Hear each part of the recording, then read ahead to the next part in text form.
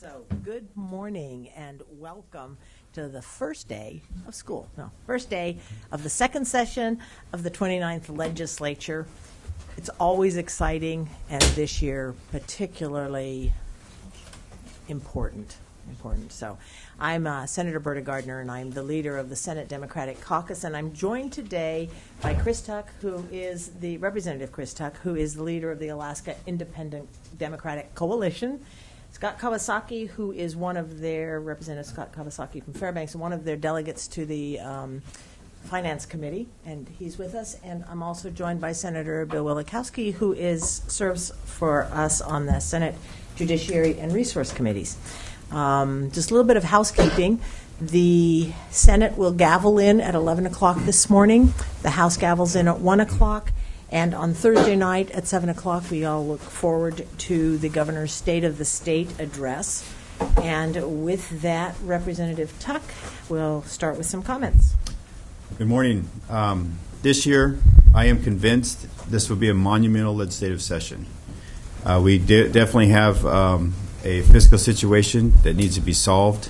What we do today will determine how Alaska will be positioned in the rest of the world economically, as well as the futures of our children.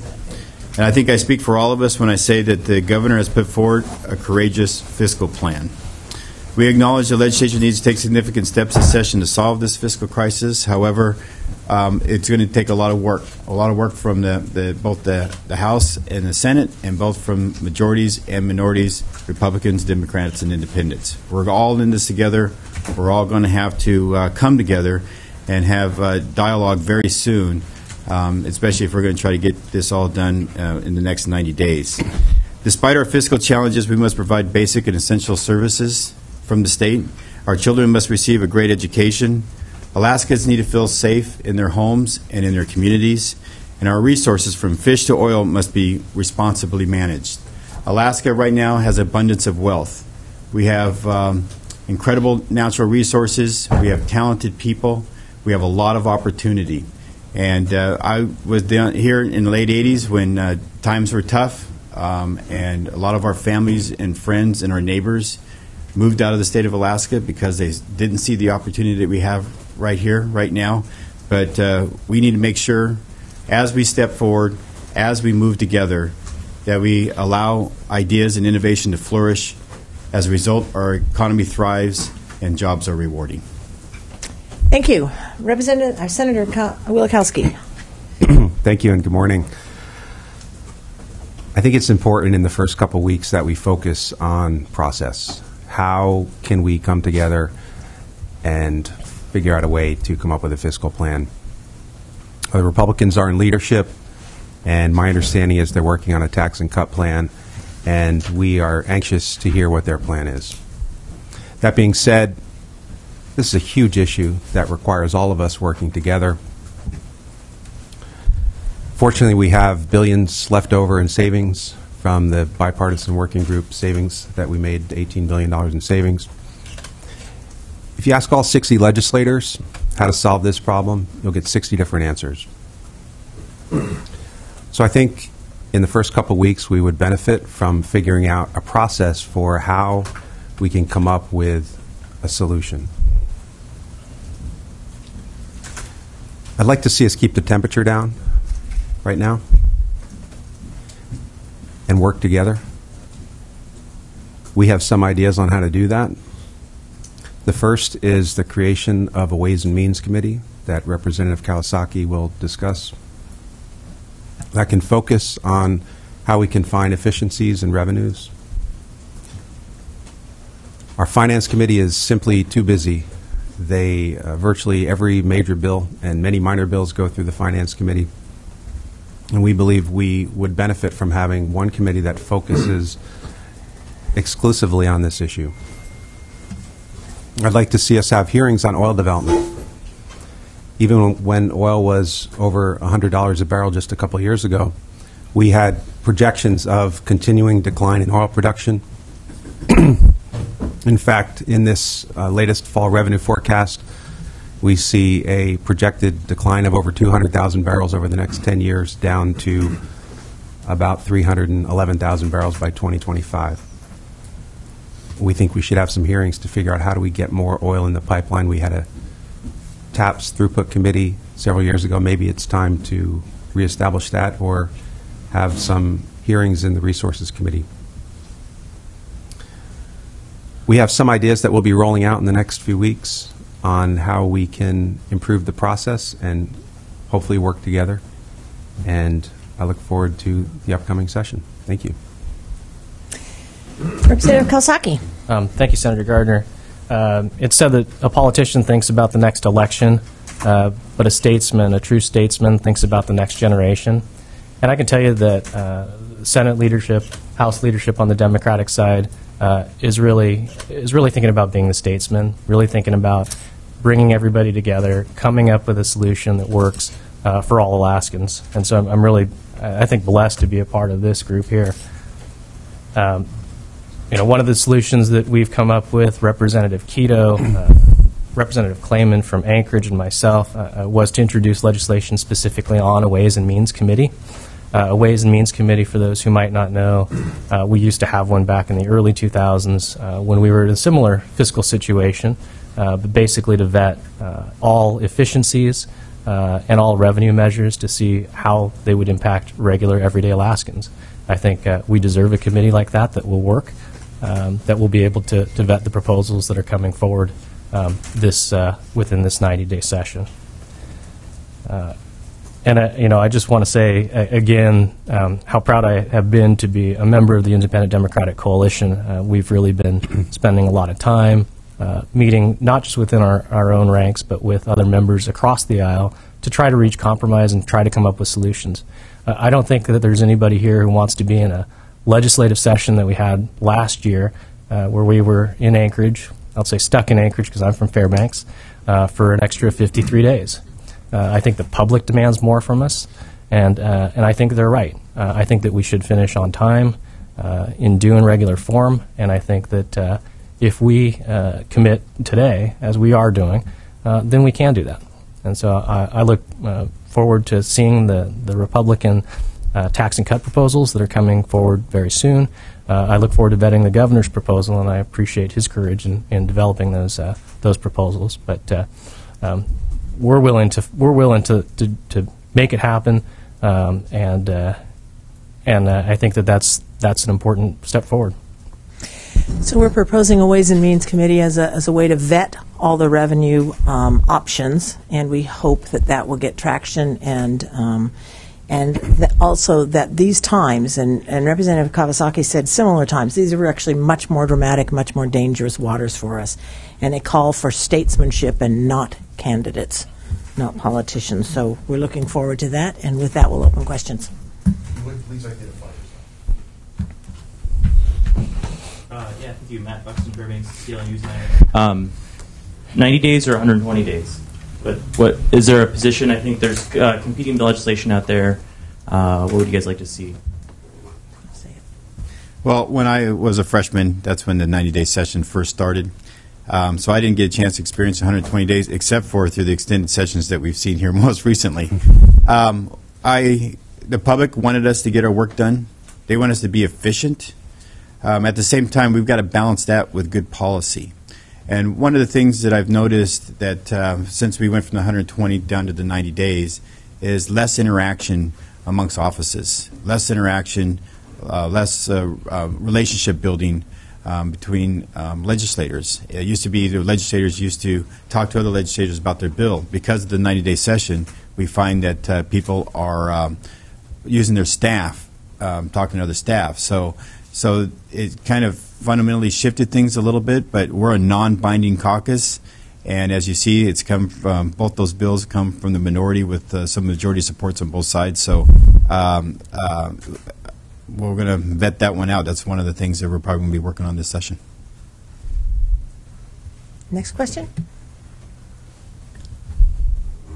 Becky Borth, the Associated Press. I guess for the two leaders, is there consensus within your caucus that permanent fund earnings need to be a piece of whatever comes forward?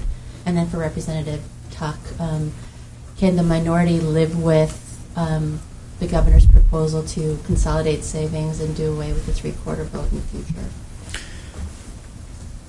Who wants to take the first one? Want to take Go both of them? Okay. The first question being, well, we got to look at a comprehensive package, and that's the reason why we like what the governor's put forward as far as a starting point. It's courageous. It has a theme of we're all in this together, but the real question in the end is how does it affect a working family of four, and who end up paying? So that who ends up paying in the end? So that's something that we're going to have to look at as proposals are brought from the majorities. We know the majorities are working on cuts and working on taxes, and so we'd like to see what their plan is. We would like to know from them if they support the governor's plan or not, or what elements that they support or don't. And the second question being on the constitutional budget reserve, we need to protect our savings. We don't need to make every one of our savings account easy access. And what I like about our Constitution is the Constitution protects us for these type of difficult times when it's required that we work together. And I think that that's when we come up with the best solutions. If you look at the bipartisan working group, we wouldn't even have these savings if it wasn't for that bipartisan working group that we once had. Alaskans expect us to work together. They want us to work together because as a result of that, we come up with good public policies. So I would like to protect the Constitution and continue working together. And it was a little bit difficult last year. That's because the majorities weren't used to working with us in the minority. But I think this year is going to be a much better process. So, and I'll take a crack at answering that for the Senate Democratic Caucus. And I would say that we don't have a specific consensus on that, but what we are dedicated to is to making sure that whatever new revenue comes in, that it's a fair system across this state and across different income groups.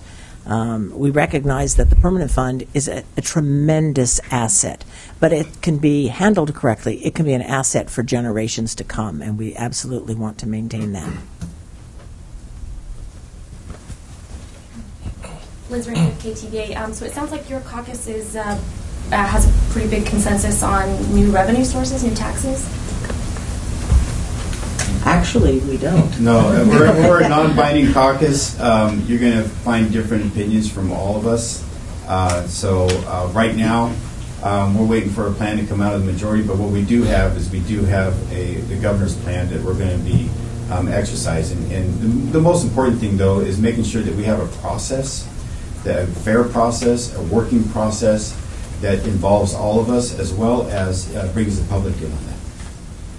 And we think the Ways and Means Committee is a way to do that, to focus specifically on where we get revenue and what cuts make sense for this state without causing harm, throwing us into recession. There was an ICER report recently that talked about the loss of 9,000 jobs and what that does to a lot of businesses. It isn't just those 9,000 employed people. It's what it does to the real estate values and what it does to grocery stores and everybody else. So we need to be aware that there are ripples for everything we do, and we need a proper way to evaluate them. James Brooks from the Juneau Empire. You touched on it briefly, but there is an election this fall. How is that steering things, and how big a deal is that in terms of facing the state's Senator Wielkowski. Well, there's an election every 2 years, and every 2 years you have 50 out of 60 legislators running for office. The election should have zero bearing on what we do this session. If you simply can't have a legislature that refuses to make major decisions every other year, 50% of the time. If you're a legislator and you don't want to make tough decisions because it's an election year, you should probably look for a different line of work. Austin Baird from Channel 2. I just wondered, what are the specific things that you need to accomplish for you to consider this a successful session? Like, would you be happy if there's only a balanced budget but not a long-term plan? Well, I think that we definitely need a balanced budget that's fair for all Alaskans. That's the thing that's going to take up a lot of our time on how to make that happen. We also want to promote a stronger economy. We got to make sure that we protect our fisheries, make sure that we get that we are able to use the resources for the benefit of Alaskans to the fullest potential. But that we also have a strong education system. And pre-K is a big part of the key to that. For a great education leads to a great economy, which leads to great jobs. So we're going to be looking at that. The Uniform Code of Military Justice is something that we're going to have to work on this session as well. After we've seen with the National Guard scandal, there's been a lot of work this last interim to make sure that our National Guards people are going to be protected. And they know what the rules are, they know what the laws are, and they know what the clear lines on that. We're also looking at criminal justice reform as well, sentencing reform. That's something that can save the state a lot of money. And as we move forward, I still think Medicaid's expansion needs to be part of the dialogue. It brings in new revenue in the state of Alaska. One of our recession-proof industries is healthcare, and we need that federal money. We need to accept that money and help us with our economy, as well as help the state save money, because it does save money down the road. Just one quick follow-up. So could this session be a success without a long-term fiscal plan, yes or no? Having a balanced budget is our responsibility. That's our first responsibility. That's the reason why we're proposing the Ways and Means Committee, is because when we look down the road, when we look 5 years, 10 years from here, that's where that committee is going to be focused on. Right now, if all we're going to do is react, then we're not really planning for the future. And just to be clear, it is our goal to try to work for a sustainable budget, and I think that will take the entire body to do that. Becky Borth, the Associated Press. On education, because that's something that you guys have talked about a lot, can that be held sacred? And if not, I mean, the talks the last few years have been all about BSA. What specifically, if anything, are you willing to look at or put forward in terms of changes to K-12 education, if that's an area that needs to be reconfigured in some way like other departments? I guess I'll take this one. And while it's not accurate to say we're opposed to any changes in education, I suspect that there will be an effort to change the way in which we fund education, the way the BSA is calculated and used, and maybe that does need to be updated. It hasn't been for a long time. But our position remains that in tough times, you don't balance things on the backs of our children first. You protect the kids and their interests, and recognize that that's part of our vision of what makes a great state.